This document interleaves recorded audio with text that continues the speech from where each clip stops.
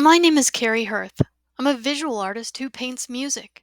I use my natural ability to associate musical harmony with color to identify and track patterns found in music with colorful, linear pastel paintings.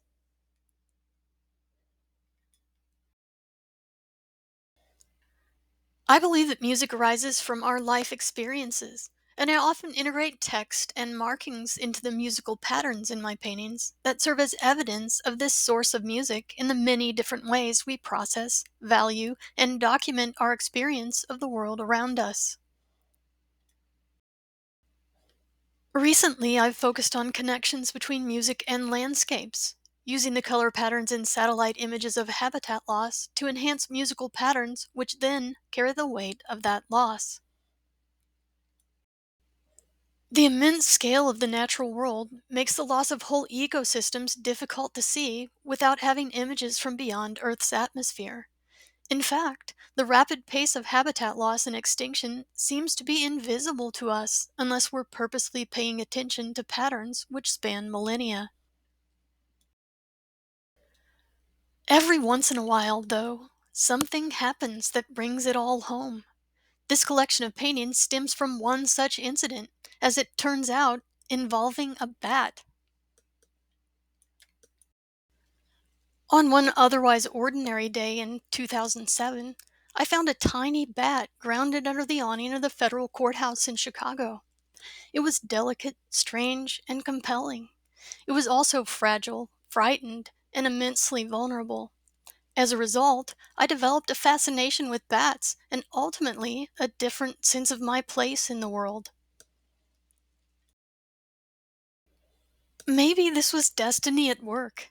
After all, many bats convert sound to vision, and so do I. Since that single incident, I've learned some of the facts and folklore of bats. Even as bats are under fire from misconceptions about the source and spread of COVID-19 and rabies, some uplifting events in the bat world still make it to the press. The New York Times reported that a new species of ginger-furred black-winged bats was discovered in the Nimba Mountains of Guinea, confirming our suspicion that Halloween bats do exist.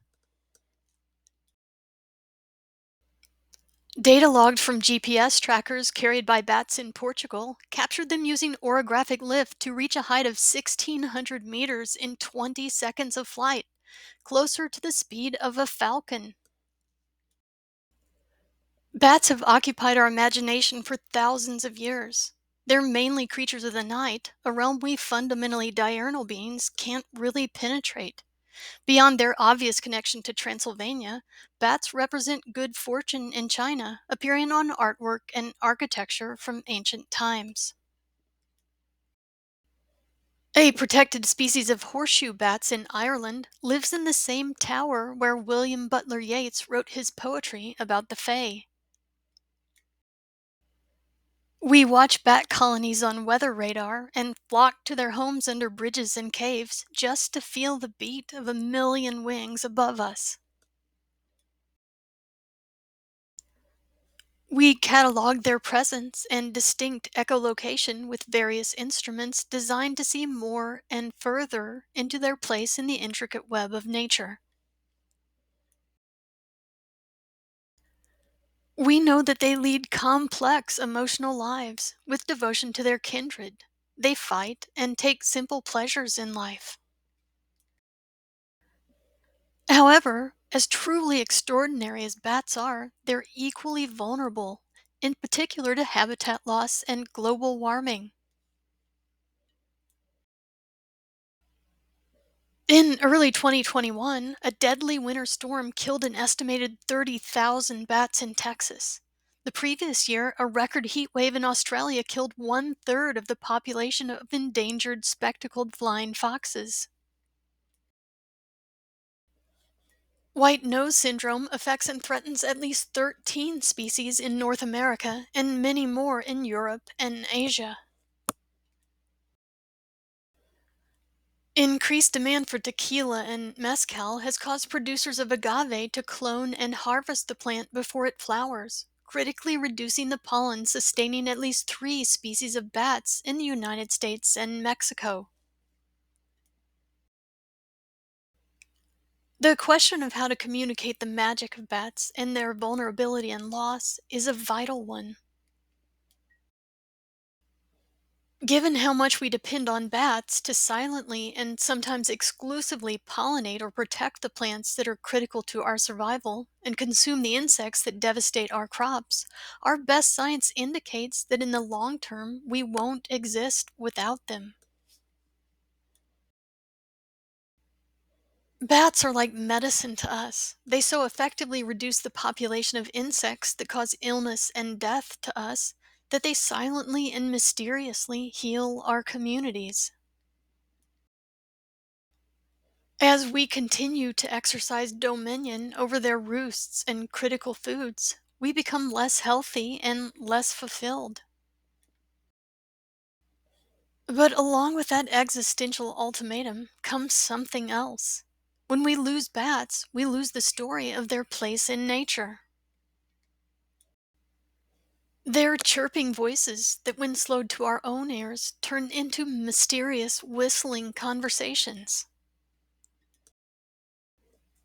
Their intelligent navigation of sight and sound, night and day, dark and light, space and flight.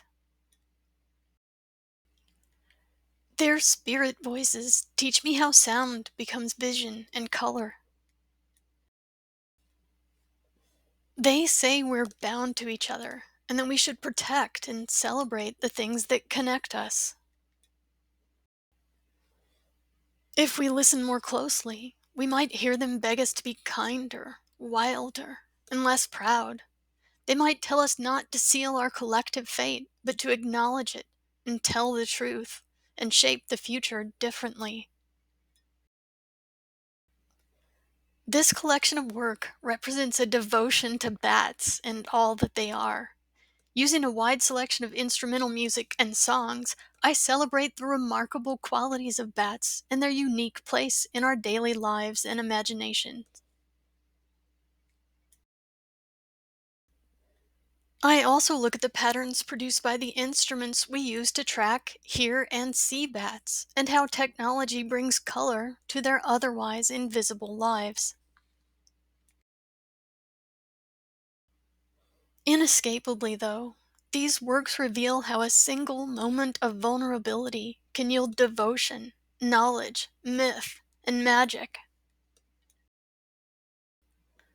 How music might preserve things of immense value before it's too late to help. Not knowing what to do, I came back with my partner to the place where the bat fell, and we moved it away from foot traffic to the higher ledge of a raised flower bed. The next time we checked, it was gone.